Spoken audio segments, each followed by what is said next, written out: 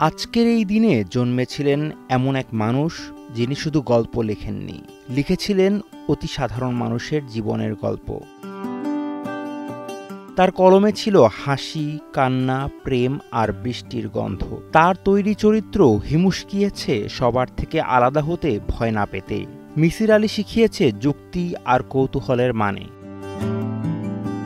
হুমায়ূন আহমেদ, একটি নাম যা শুধু বইয়ের পাতায় নয়, আমাদের হৃদয়ের পাতায় চিরস্থায়ী হয়ে আছে। তিনি চলে গেছেন, তবু তার শব্দগুলো এখনো বেঁচে আছে, বৃষ্টির ধোঁয়ায়, হলুদ পাঞ্জাবিতে, এক কাপ কফির উষ্ণতায়। শুভ জন্মদিন হুমায়ূন আহমেদ। আপনি ছিলেন, আছেন, থাকবেন প্রতিটি বৃষ্টির ফোঁটায়, প্রতি গল্পে, আমাদেরই অন্তরে।